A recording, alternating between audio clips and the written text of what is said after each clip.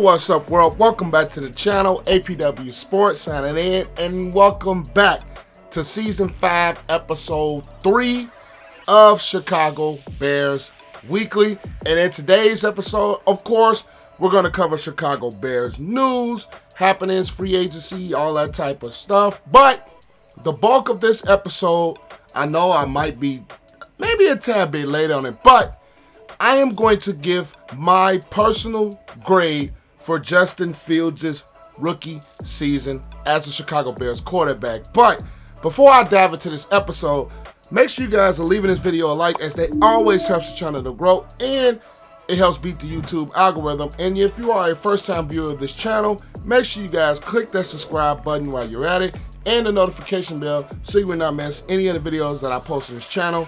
But let's get into another episode of Chicago Bears Weekly.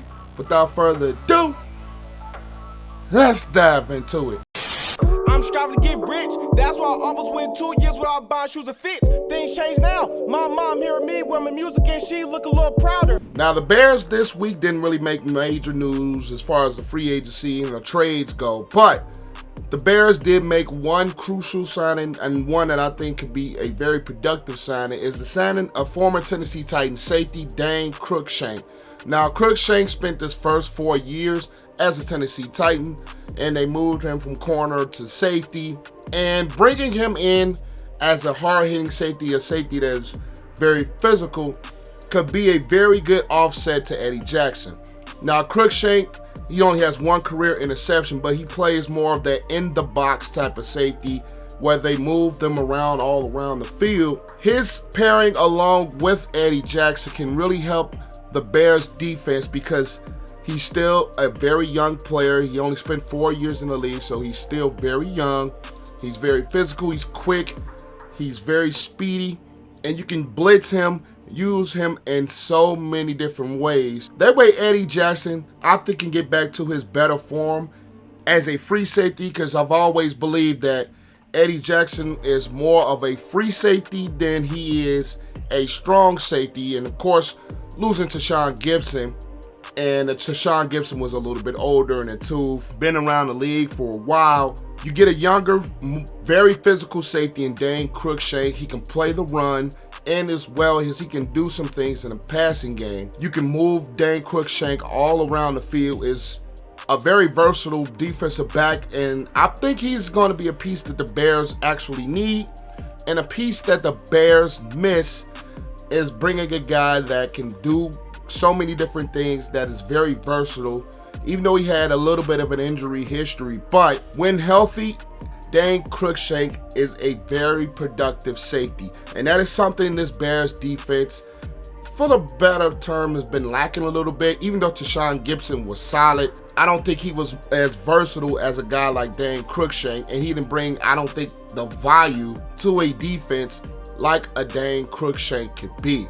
So you can line him up in the box, you can line him up in the slot, you can have him play his natural strong safety position. Well, I'm not going to say natural, but he could be more of that free-flowing strong safety that the Bears are absolutely missing from this defense. So the Bears adding Dane Cruikshank adds value. He's not a big name, but the Bears aren't going at the big name free agency, which I like. You bring more depth and you bring productivity, and that is the main key of this free agency period for the Bears, is bringing productivity. Not the names, but somebody that can come into your defense, plug and play, and be very productive. And I believe Dane Cruikshank could be a very productive signing for the Chicago Bears. So I give this one an B for Ryan Poles in free agency. Now let's get right into the meat of the video and the bulk of this video, and that is me ranking Justin Fields' rookie season. Now, he didn't get off to a fresh start against the Cleveland Browns. We all know how that game turned out. Matt Nagy's offense and him not being used to his best strengths, being stuck in the pocket, and having 9 sacks in his first career NFL start.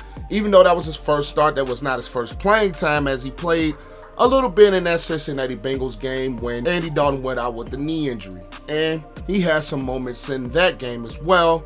besides the last moment where he had a blitz and he threw a pick, big turnover. But overall for Justin Fields, he had some moments where he flashed and he had some moments where he struggled. But you can see why the Bears moved up to that number 11 pick and drafted him out of Ohio State. He's still very mobile, and we've seen that a lot against the San Francisco 49ers, especially on that very spectacular run that he made a busted play into a touchdown. Justin Fields, I believe, can still be a very productive quarterback when put into the right system.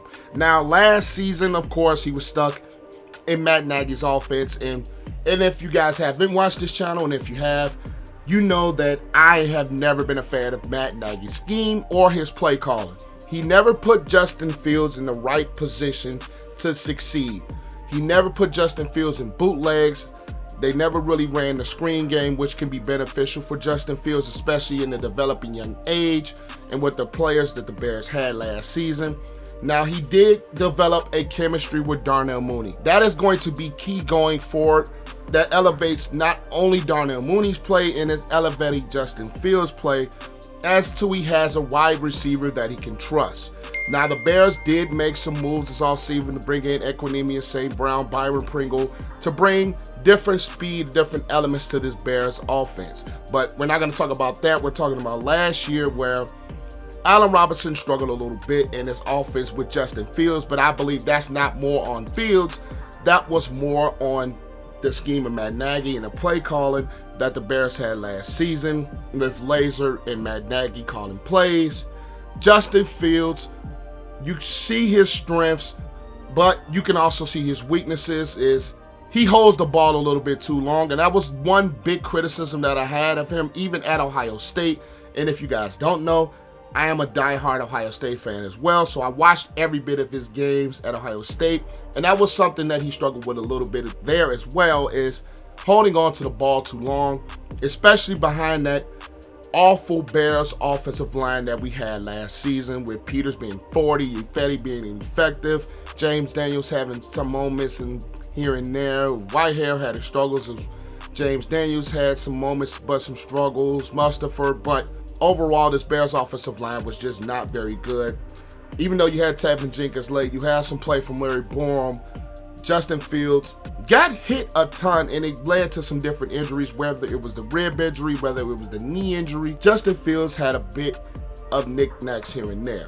Looking at Justin Fields' stat line doesn't really necessarily blow you out of the water, but his stat line is he threw for less than 2,000 yards with 1,870, 7 touchdowns, and 10 interceptions. And the Bears had a 2-8 record with him as a starting quarterback.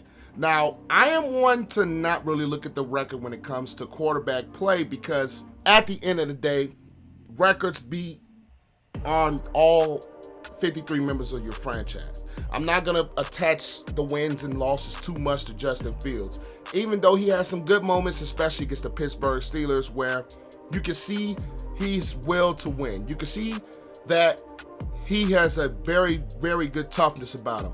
You can see some of the special plays that he made to bring the Bears back to be ultimately in the lead of that game, but defense let that game slip out of their hands. So you've seen flashes, but you also seen moments, especially on the pick six against the Green Bay Packers, where his ability to read isn't all necessarily there yet. He throws a little bit late, which is my criticism. He holds the ball a little bit too long instead of getting out a little bit quicker.